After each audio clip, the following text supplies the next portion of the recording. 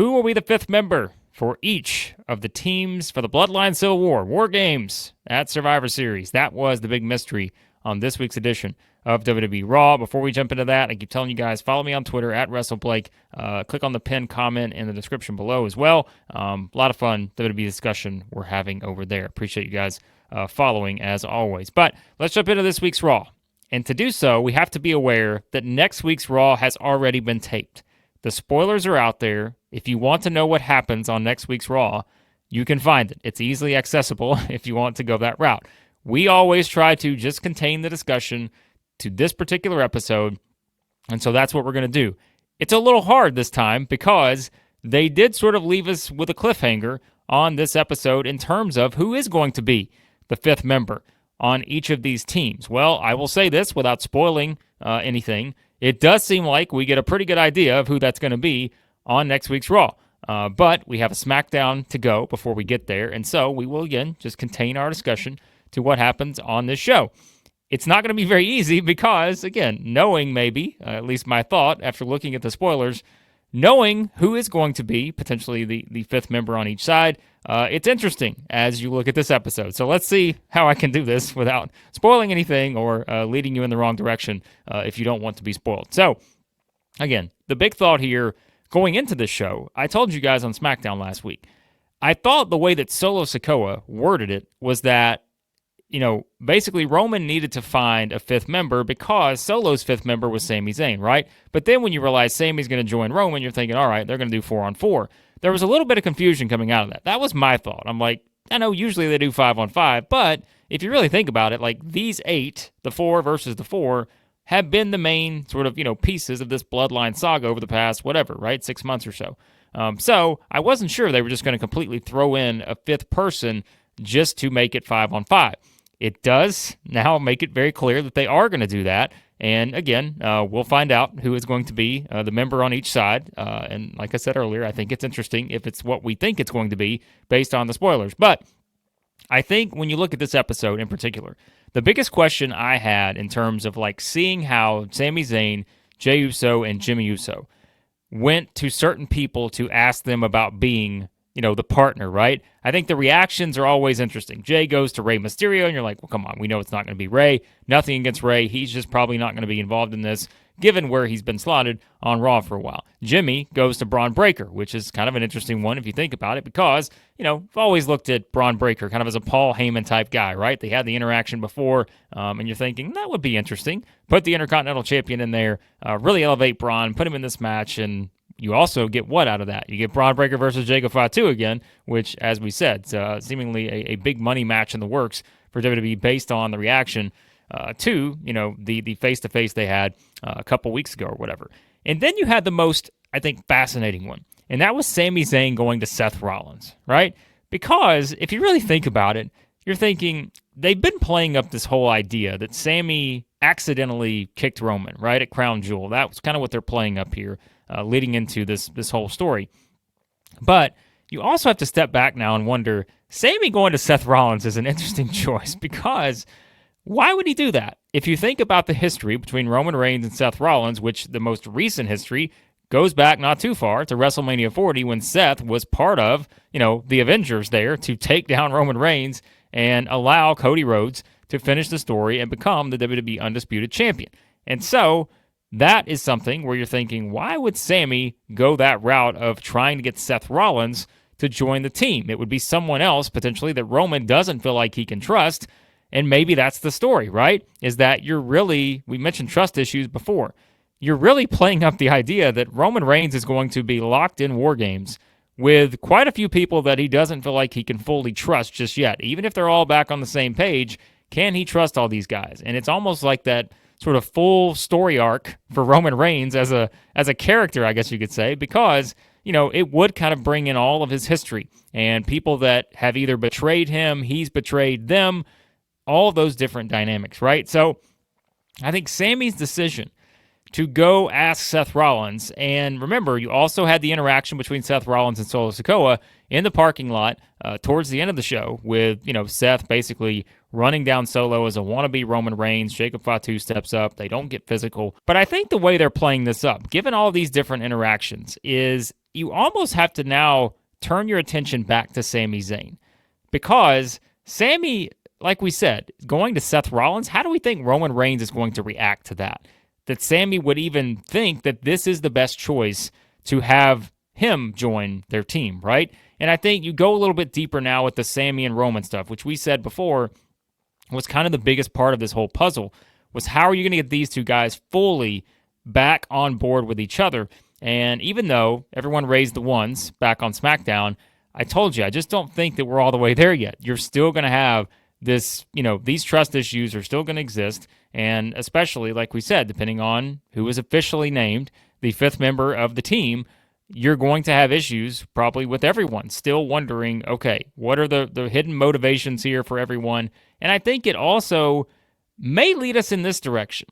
I think based on how they are selling it right now, it maybe is kind of a situation where you're really going to think hard about, okay, can Roman actually trust Sami Zayn? And can Roman trust the partners that he is in there with in this War Games match, knowing it's not just going to be 3 now, there's going to be 4 people joining him. And no matter who it is, there's going to be history, right, with Roman Reigns and those 4 other people. So do we get something coming out of this where you get, maybe a major heel turn or something like that from one of the top stars on this original Bloodline team? I think that's something we have to consider now based on how they're pushing what Sami Zayn is doing. And it does, make you sort of raise your eyebrow a little bit, wondering what is Sami Zayn really up to if his first choice is to go to Seth Rollins, someone that he knows that Roman Reigns hates, and also that has completely, kind of certainly had trust issues with Reigns in the past. And so I think that was probably the biggest takeaway from this whole thing here. And like I said, if you want to know everything else, well, we don't yet know what's going to happen on SmackDown, but we do know what's going to happen on next week's Raw. So you can kind of seek that out and maybe try to connect the dots as to where we're going to get from there. But still an interesting build. And we knew too, think about it. We were wondering, did they go a little too fast here in terms of getting everyone back on the same page, these 4 members?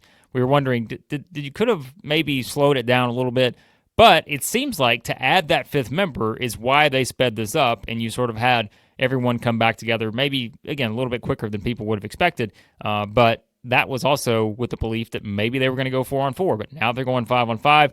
They're leaving a little bit of room here, so, for a little bit more mystery as to who is going to be the 5th member on each side. So, like I said, you may have a pretty good idea of who that could be if you do seek out the spoilers. But like I said, still several shows to go, so we'll see if everything is as it seems once we actually get to the War Games match. Because if you really just wanted to go with the story thing, right, and I know everyone was kind of talking about this as Raw was going on, if you just go with the story that's been told, the logical answers to who should be the 5th member on each side, if we're saying who should be, not maybe who is going to be, who should be, well, I mean, The Rock would be an obvious choice for Solo, right? Because he is part of the story, and him coming out as the surprise 5th member for Solo Sikoa would be the biggest thing you can do. And anytime you set up kind of these suspenseful surprises, then you're going to always go to the biggest name. And we've always said that before.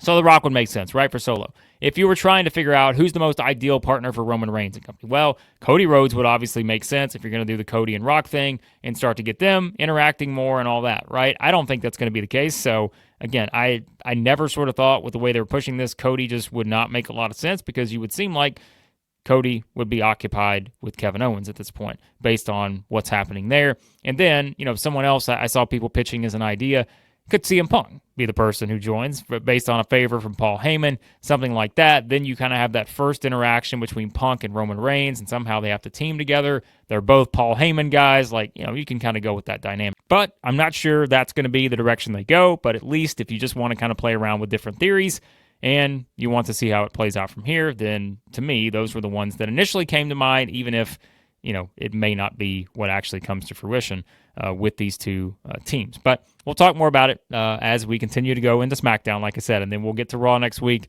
and it seems like we will have a pretty clear direction by the time we get to Raw next week and do our reaction show for that. But elsewhere on this show, again, very, very bloodline heavy. You had a lot of segments here trying to tease the fifth partner and all this other stuff. But, you did have the continued stuff between Seth Rollins and Bronson Reed. They're going to have a match next week. It was made official that Gunther and Damian Priest, that's going to go down at Survivor Series. That is your World Championship match. And like we said, we didn't know if it was going to be, the route they went with that. Would they go for Saturday night's main event, maybe a little bit later down the line, or would this be the Survivor Series match? It is, and you guys know, I talked about it plenty of time. I thought we were going to get to Punk versus Gunther for the World Heavyweight Championship because Punk had made it clear almost getting out of that Drew McIntyre feud that he was coming for the World Championship, right? During the middle of that feud, he mentioned that. But then it kept going and going until, Punk finally wins the blow-off match there. And so you feel like Punk's next most logical step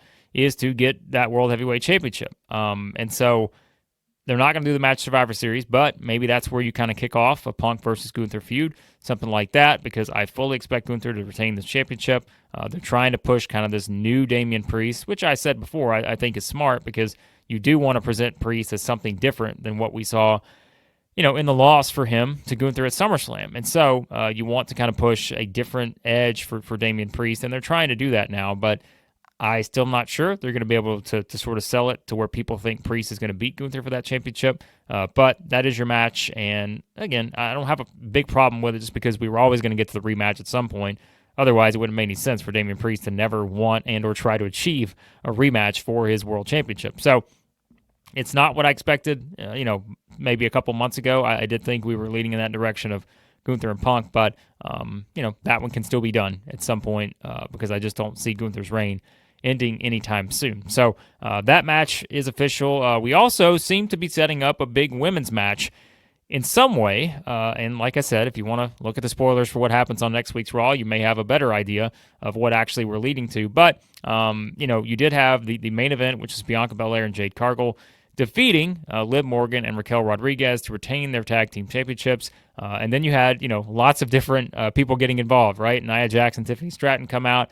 You also had Io Sky coming out. Naomi comes out. So you're kind of getting some different lines that are being set here, again, for a possible multi-woman match, which we know is probably in the works as we lead towards that at Survivor Series. So, again, something else that seems to be a pretty clear idea of where we're headed with this based on how they did kind of the post-match stuff in the main event. And I think that's a fascinating one if you really think about it. If they are doing, the women's, war game match and you're putting this together, there's a lot just kind of on, it's different than the Bloodline War Game stuff, but there's a lot of different personalities, and there are a lot of people with different sort of agendas, right, in this match. When you think about everyone, whether it's Tiffany Stratton having the Money in the Bank briefcase, Liv and Raquel kind of trying to do their thing and keep everyone else out of it.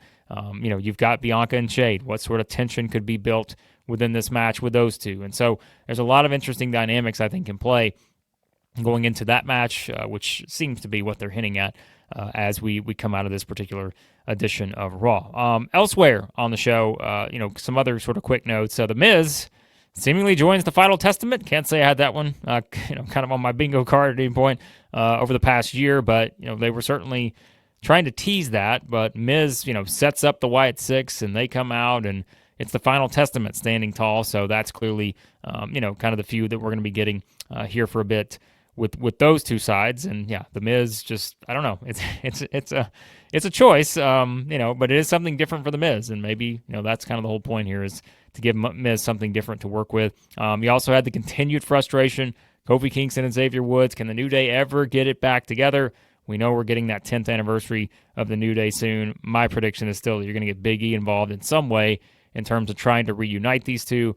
Will it work? We don't know, but still kind of playing that up there with that. And, by the way, did have the match here too, and something else we didn't mention earlier with Priest and Gunther, but like Ludwig Kaiser's involvement, I think is kind of, very entertaining because, like we said, you can still build up that sort of back and forth tension between Gunther and Kaiser, which we heard kind of on the promo last week with Gunther talking about, Kaiser needs to step it up in the ring and those kind of things. Commentary pointed that out again here, and then what happens, right? He loses to Priest. So Gunther has reason to get more and more frustrated now with Kaiser for not getting the job done, and you can kind of, tease that split, which is what they just love to do right now, is teasing a lot of partners who just cannot, seem to stay on the same page. But I mentioned before, I think that, elevating Kaiser has to involve Gunther in some way. And so this is a pretty good way, I think, that they're doing it right now. And sort of, Gunther as the disappointed father, I guess you could say, of Ludwig Kaiser is kind of how they're pushing it. So speaking of, also some issues with the Judgment Day. Like, everyone's got issues right now. It must just be that time of year. Winter's setting in. Winter is coming for everyone, seemingly. If you have a partner or you're part of a faction, you got issues right now in the WWE. But, Finn Balor and Dominik kind of having some back and forth here. Balor suggesting that Carlito and Dominik team up next week to take on the War Raiders, which means that we're just going to keep extending this tag team championship reign for Finn Balor and JD McDonough. And yeah, I mean, Balor, I think you can tell sort of, he's fuming a bit because of the world title comments from Dom. Dom saying he got closer to the world title than Finn's been in a while. And so, there you go. Another kind of storyline set in motion here. Can these two coexist in the Judgment Day? What's going to happen here and all that. So, yeah, I mean, that was, again, this week's Raw. Everything sort of just kind of, as we mentioned, sort of heated up with the Bloodline, trying to figure out who this fifth member is going to be, and getting clarity, finally, that we do kind of have that direction that we're headed in with this. And like I mentioned earlier, I know it's not easy when we do these, but I do try to keep it to episode by episode, and I don't want to spoil it for people who don't want to be spoiled. So that's how we do it here. I know some people do it differently. They may just come out and say, hey, here's what happened on next week's Raw. We don't like to do that here, but as always, you can find them if you want them, and we'll try to continue to keep discussion on these particular episodes. And we got, I mean, look, it sets up a big SmackDown because how is Roman Reigns, right? Like, how does he react to what's going on, once he kind of has those interactions with Sami and Jey and Jimmy and all that stuff. So, yeah, we are on the road to War Games, and we still got to figure out what the final pieces are going to be, and maybe more so than just that. What's the story coming out of War Games? Who is going to actually maybe be the person that Roman Reigns can't trust, or who is going to be, the group of people, or maybe it's 1, 2, 3, whatever, that he can actually trust coming out of that match. A lot of possibilities in play as we head into War Games and beyond. But you guys let me know what you thought on this week's edition of WWE Raw. And as always, be sure to hit the subscribe button, hit the like button as well. Always appreciate your feedback here, guys. And a lot more fun videos on the way here. I know we've just kind of gotten in a groove recently of just doing the reaction videos, but I do have some fun stuff in terms of kind of some different videos we haven't done before here on the channel that I think you guys will enjoy. But appreciate you watching as always. Let me know your thoughts on this week's edition of WWE Raw.